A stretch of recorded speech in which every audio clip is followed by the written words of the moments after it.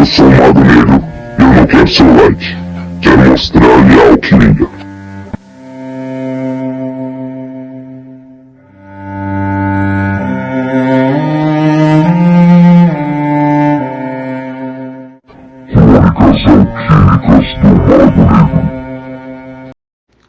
Dogma da Alta Magia.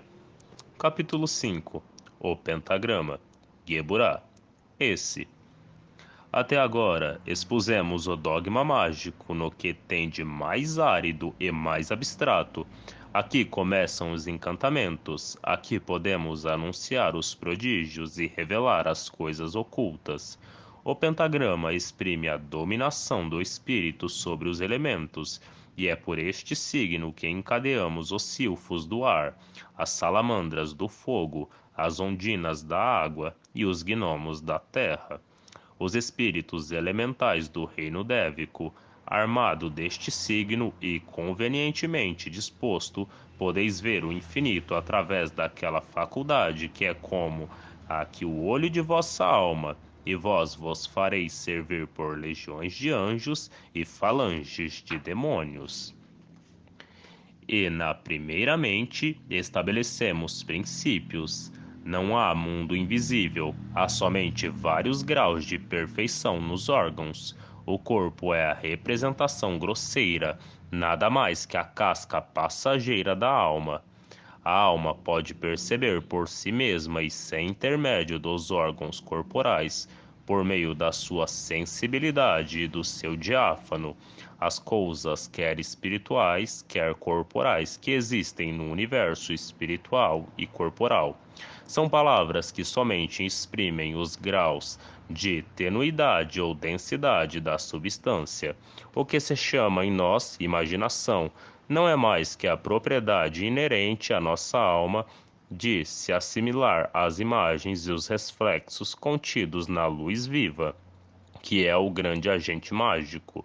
Estas imagens e estes reflexos são revelações, quando a ciência intervém para nos revelar o seu corpo ou a sua luz. O homem de gênio difere do sonhador e do louco somente nisto. As suas criações são análogas à verdade, ao passado. A dos sonhadores e loucos são reflexos perdidos em imagens desviadas. Assim, para o sábio, imaginar é ver, como para o mago, falar é criar. Podem-se, pois, ver realmente em verdades os demônios, as almas, etc., por meio da imaginação. Mas a imaginação do adepto é diáfana, ao passo que a do vulgo é opaca. A luz da verdade atravessa como por uma janela esplêndida e se refrata na outra, como em uma massa vítrea cheia de escórias e corpos estranhos, o que contribui mais para os erros do vulgo. E as extravagâncias da loucura são os reflexos das imaginações depravadas uma nas outras. Mas o vidente sabe por ciência certa que as coisas imaginadas por ele são verdadeiras, e a experiência sempre confirma as suas visões. Dizemos no ritual que por que processo se adquire esta lucidez. É por meio desta luz que os visionários estáticos se opõem em comunicação com todos os mundos. Por isso acontecia tão frequentemente a Emanuel Swedenborg, que não obstante não era perfeitamente lúcido, pois que não discernia os reflexos dos raios e misturava as luzes, ilusões aos seus mais admiráveis sonhos. Dizemos sonhos porque o sonho é o resultado de um êxtase natural e periódico, que se chama sono. Estar em êxtase é dormir. O sonambulismo magnético é a reprodução do êxtase. Os erros do sonambulismo são ocasionados pelo reflexo do diáfano das pessoas acordadas e principalmente do magnetizador. O sonho é a visão produzida pela refração de um raio de verdade. A ilusão é a alucinação ocasionada por um reflexo. As tentações de São Antão, com seus pesadelos e monstros, representa a confusão dos reflexos com os raios diretos. Enquanto a alma luta, ela é razoável. Quando sucumbe a esta espécie de embriaguez invasora, é louca. Distinguir o raio direto e o separar do reflexo, tal é a obra do iniciado. Agora digamos alto que esta obra sempre foi realizada por alguns homens de elite no mundo, que a revelação por intuição é assim permanente. Não há barreira intransitável que separe as almas, porque na natureza não há nem interrupções repentinas, nem muralhas abruptas que possam separar os espíritos. Tudo é transição e matrizes, e se supusermos a perfectibilidade, se não infinita, ao menos indefinida, das faculdades humanas, veremos que todo homem pode chegar a tudo ver, e por conseguinte a tudo saber, ao menos num círculo que pode alargar indefinidamente. Não há vazio na natureza, tudo é povoado, não há morte real na natureza, tudo está vivo. Vede essa estrela? Dizia Napoleão ao cardeal Fescre. Não, Sire. Pois bem, eu a vejo, e certamente ele a via. É por isso que acusavam os grandes homens de terem sido supersticiosos, é que eles viram o que o vulgo não vê. Os homens de gênio diferem dos simples videntes pela faculdade que possuem de fazer sentir aos outros homens o que veem e de se fazer crer por entusiasmo e simpatia. São os médiuns do Verbo Divino. Digamos agora como se opera a visão. Todas as formas correspondem a ideias, e não há ideia que não tenha sua forma própria e particular. A luz primordial, veículo de todas as ideias, é a mãe de todas as formas, e transmite-se-as de emanação em emanação, apenas diminuídas ou alteradas por causa da densidade dos meios. As formas secundárias são reflexos que voltam ao foco da luz emanada, reflexos as envia. Por isso, a luz astral ou fluido terrestre, que chamamos o grande agente mágico, está saturado de imagens ou reflexo de toda a espécie, os quais a nossa alma pode evocar e submeter ao seu diáfano, como falam os cabalistas. Estas imagens sempre nos estão presentes e somente se acham apagadas pelas impressões mais fortes da realidade durante a vigília ou pelas preocupações do nosso pensamento, que deixa a nossa imaginação desatenta ao panorama móvel da luz astral. Quando dormimos, este espetáculo se apresenta por si mesmo a nós, e é assim que se produzem os sonhos, sonhos incoerentes e vagos. Se alguma vontade dominante não fica ativa no sono e não dá, mesmo contra a vontade de nossa inteligência, uma direção ao sonho, que então se transforma em visão. O magnetismo animal não é nada mais do que um sono artificial produzido pela união, quer voluntária, quer forçada, de duas almas, uma das quais está acordada enquanto a outra dorme. Isto é, uma das quais dirige a outra na escolha dos reflexos para transformar os sonhos em visões e saber a verdade por meio das imagens. Assim, as sonâmbulas não vão realmente aos lugares onde o magnetizador as manda.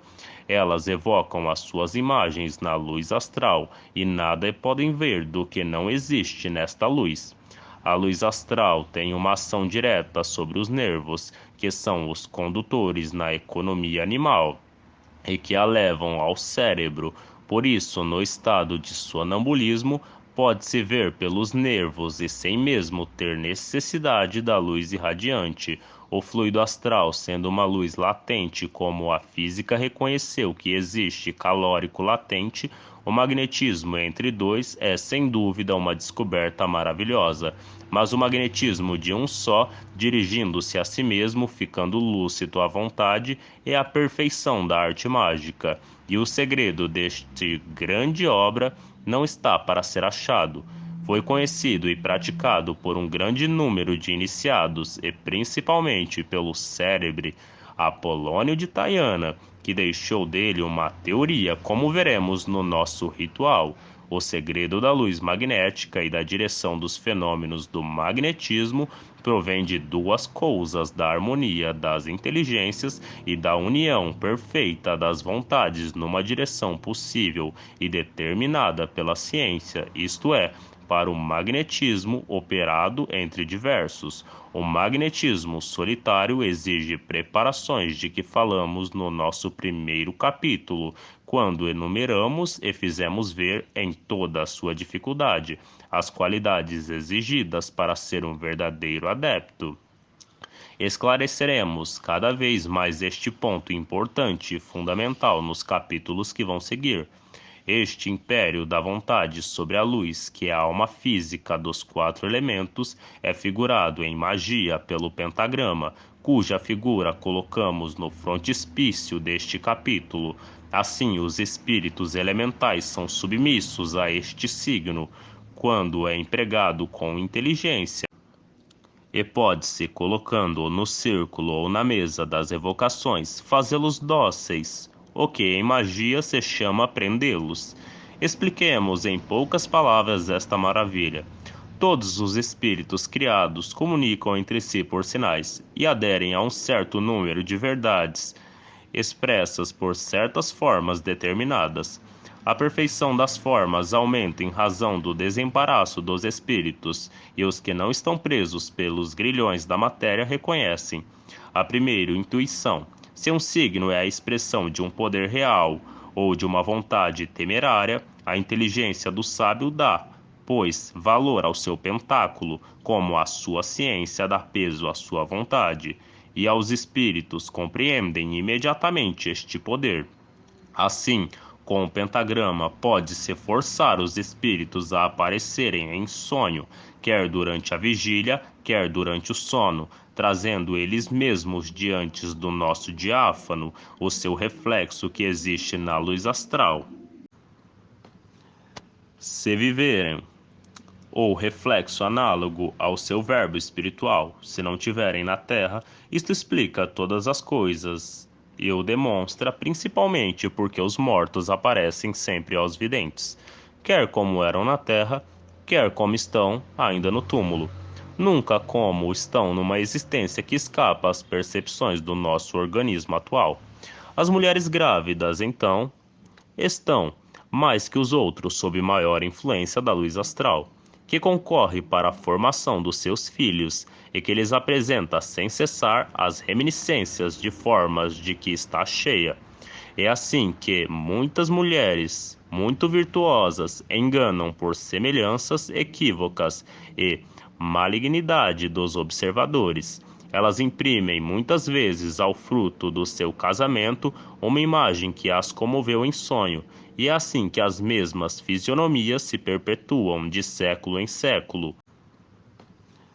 Se viverem, ou reflexo análogo ao seu verbo espiritual, se não tiverem na terra, isto explica todas as coisas e o demonstra principalmente porque os mortos aparecem sempre aos videntes, quer como eram na terra, quer como estão ainda no túmulo. Nunca como estão numa existência que escapa às percepções do nosso organismo atual.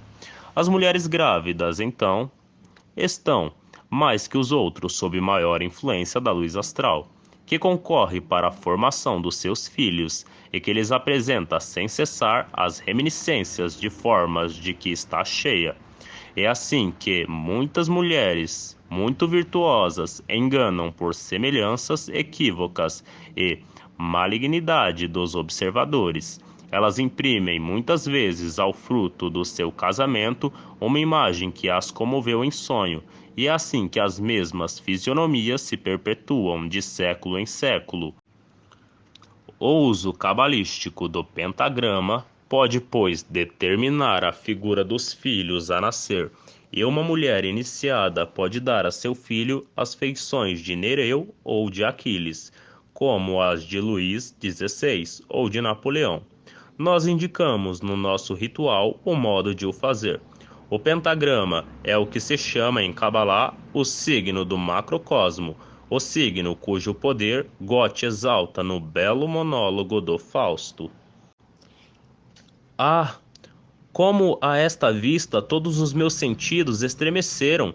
Sinto a juvenil e santa volúpia da vida ferver nos meus nervos e nas minhas veias.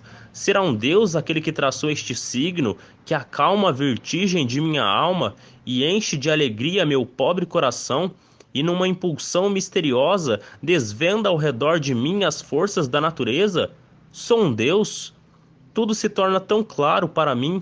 Vejo nestes simples traços a natureza ativa se revelar à minha alma. Agora, pela primeira vez, reconheço a verdade desta palavra do sábio. O mundo dos espíritos não está fechado. Teu sentido está obtuso. Teu coração está morto. Levanta-te, banha, ó adepto da ciência, o teu peito ainda envolto de um véu terrestre nos esplendores do dia nascente. Fausto, primeira parte, cena 1. Foi em 24 de julho de 1854 que fiz em Londres a experiência da evocação pelo pentagrama, depois de se ter preparado para isso por todas as cerimônias que estão marcadas no ritual. O sucesso dessa experiência, cujas razões e detalhes damos no 13º capítulo do Dogma e as cerimônias no 13º capítulo do ritual, estabelece um novo fato patológico que os homens de verdadeira ciência admitirão sem dificuldade.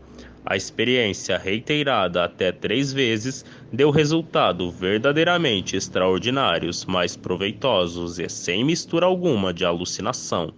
Convidamos os incrédulos a fazerem um ensaio consciencioso e razoável antes de levantar os ombros e sorrir. A figura do pentagrama aperfeiçoada conforme a ciência e que serviu ao autor para esta prova é a que está no começo deste capítulo e que não se acha tão completa nem nas clavículas de Salomão, nem nos calendários mágicos de Tycho Brahe ou Taozai do Tenchiao. Observamos somente que o uso do pentagrama é muito perigoso para os operadores e que não tem completa, perfeita inteligência dele. A direção das pontas da estrela não é arbitrária e pode mudar o caráter de toda a operação, como explicaremos no ritual. Paracelso, inovador em magia, sobrepujou todos os outros iniciados pelos sucessos de realização, obtidos somente por ele. Afirma que todas as figuras mágicas e todos os signos cabalísticos dos pentáculos, aos quais os espíritos obedecem, se reduzem a 2. Que são a síntese de todos os outros, o signo do macrocosmo ou do selo de Salomão, cuja figura já demos e reproduzimos abaixo, e a do microcosmo ainda mais poderoso do que o primeiro, isto é, o pentagrama, do qual dá na sua filosofia oculta uma minuciosa descrição. Se perguntarem como um signo pode ter tanto poder sobre os espíritos elementais, perguntaremos por nossa vez, por que o mundo cristão se prosternou diante do sinal da cruz? O sinal por si mesmo nada é, só tem força pelo dogma de que é o resumo e verbo. Ora, um signo que resume, exprimindo-as todas as forças ocultas da natureza, um signo que sempre manifestou aos espíritos elementares e outros um poder superior à sua natureza, naturalmente os enche de respeito e temor, e os força a obedecer pelo império da ciência e da vontade sobre a ignorância e a fraqueza. O selo de Salomão. É também pelo pentagrama que se medem as proporções exatas do grande e único Atanor, necessário à confecção da pedra filosofal e à realização da grande obra. O cadinho mais perfeito que possa elaborar a quintessência conforme esta figura, e a própria quintessência é figurada pelo signo do pentagrama.